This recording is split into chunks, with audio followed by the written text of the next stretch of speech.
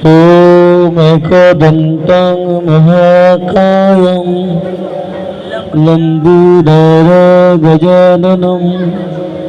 विघ्नविनाशकं देवं हिरण्यं प्रणमाम्यहम्।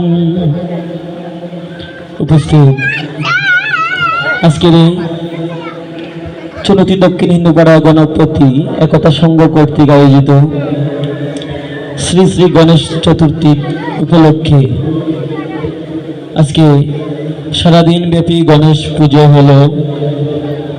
এরপর একে একে সঙ্গীত প্রতিযোগিতা, নৃত্য প্রতিযোগিতা এত সুন্দরভাবে সাজালো। কেন করলেন? আমি বেশি কথা বলবো না, শুধুমাত্র আজকে যে এই পুজোর উদ্দেশ্য হলো গণেশ পুজো। আগে আমাদের এই গণেশের সাথে আমাদের পরিচিত হয়েছে। এই গণেশকে আপনারা সকলে জানেন, আমরা শ্রাবণ মাসে যে পুঁথি পাঠ করি, সেই পুঁথিতে যে বন্দনা আছে, সর্বপ্রথম কার বন্দনা করা হয়? গণেশের। সর্বদেব অগ্রে পূজা, মাতা যারো দশ পূজা, পিতা যারো ত্রিদেশ ঈশ্বর, প্রণমঃ গণপতি,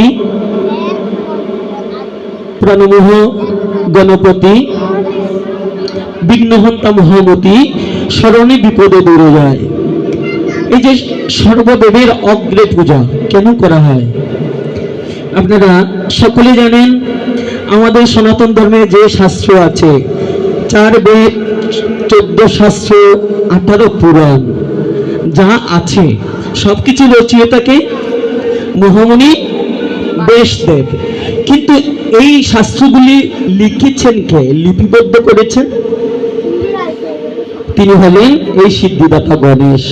শুধু তাই নয়, আমাদের যে শ্রীমদ্ ভগবত গীতা আছে, এই গীতা যেটি আমাদের সনাতন ধর্মের প্রধান ধর্মীয় গ্রন্থ, এই গীতাটাও যদিও রচনা করেছেন ব্যাসদেব, কিন্তু লিখেছেন কে? এই গণেশ দেব। শুধু তাই নয়, আমাদের যে আজকে আমরা মায়েদের প্রতি আমাদের এতটাই শ্রদ্ধা, এতটাই ভক্তি, এখন আমাদের যদি প্রশ্ন করা হয় যে এখানে মা আছে, বাবা আছে, তুমি আগে কারকে সম্মান বেশি করবে? আমার জানা মতে প্রায় সকলেই আগে মাকে শ্রদ্ধা জানাবে। কেন জানেন? এই শ্রদ্ধা করানো শিখিয়েছিল কে? সর্বপ্রথম আপনারা সকলেই জানেন যে কার্তিক আর গণেশের মধ্যে একটি প্রতিযোগিতা হয়েছিল। কার্তিক আর গণেশকে বলা হয়েছিল এই যে বিজয়ের মালা পরানো হবে কাকে? যে আগে বিশ্ব ব্রহ্মাণ্ড ভ্রমণ করে আসতে পারবে, এমন একটি প্রতিযোগিতার ব্যবস্থা করা হয়েছিল না? কিন্তু কার্তিক খুবই খুশি হয়েছিল যে তার বাহন ময়ূর আছে, সে উড়ে উড়ে গিয়ে তাড়াতাড়ি করে ঘুরে আসতে পারবে। কিন্তু তার চেয়ে অধিক খুশি হয়েছিল কে? সিদ্ধিদাতা গণেশ।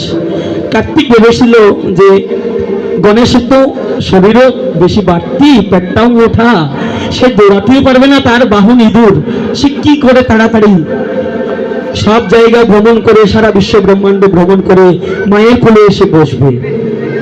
কিন্তু এই জগতে যাদের শক্তি আছে, সামর্থ্য আছে, তারা কিন্তু সব জায়গায় জয়ী হতে পারে না।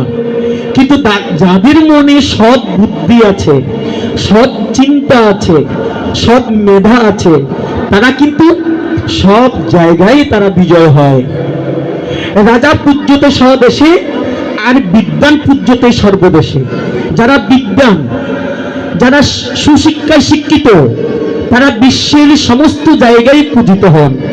কিন্তু একটি দেশের রাজা শুধুমাত্র সেই দেশেই সেই দেশের লোকের কাছে তিনি পূজিত হন বা আদরণীয় হন, শ্রদ্ধাবান হন। কিন্তু একজন বিদ্বান ব্যক্তি সব জায়গায় সম্মানিত। ঠিক আজও সেদিন গণেশ কি করেছিল?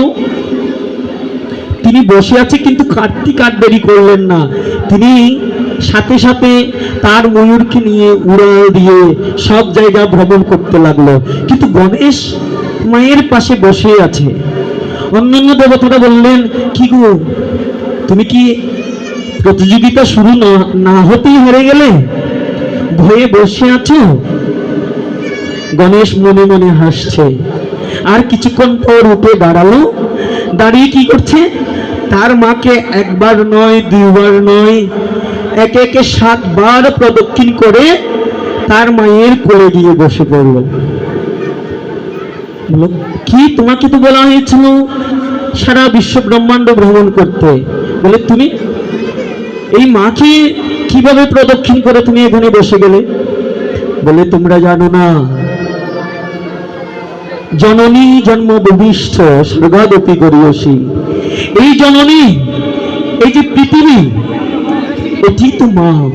পৃথিবী তুমি যেতে যেতে যেতে শেষ প্রান্ত থাকবে, সেটিতেও মা আছে। আর পূর্ব পশ্চিম উত্তর দক্ষিণ তুমি যেদিকে যাও, পুরো পৃথিবী তো আমার মা। আর সেই মা তো আমার পাশেই আছে, জগৎ জননী মা। জগৎ যার মধ্যে অধিষ্ঠাত্রী, যার মধ্যে জগৎ আছে, যার ভেতরে এই জগৎ অধিষ্ঠান করছে, আমি তাকেই প্রদক্ষিণ করলাম। আমি শুধু পৃথিবী প্রদক্ষিণ করিনি, পৃথিবীর বাইরে যা আছে তাও প্রদক্ষিণ করেছি আমি। তার যুক্তির কাছে আর কেউ কথা বলতে পারেনি। সেদিন মাকে তিনি এমন উচ্চ স্তরে স্থান দিয়েছিলেন, সেদিন থেকে মাকে জগৎ জননী বলা হয়, জগৎ জননী দুর্গা নামে আখ্যায়িত করা হয়। আর সেই থেকে মায়ের প্রতি আমাদের অটুট ভক্তি শ্রদ্ধা সেই থেকেই চলে আসছে। কিন্তু আমাদের অনেককেই প্রশ্নের সম্মুখীন হতে হয়। এই যে আমরা অমাবস্যায় কালী পুজো করি, অনেকেই বলে যে তোমরা নেন্টু মায়ের পুজো করো, কালী মায়ের গায়ে কাপড় বসন কিছুই নেই, কিন্তু আমরা তাকে, তার চরণে পুষ্প দিই, তাকে পুজো করি, তাকে অর্চনা করি, তাকে ভক্তি করি, বরং অন্যান্য দেবতার চেয়ে বেশি করি। যখন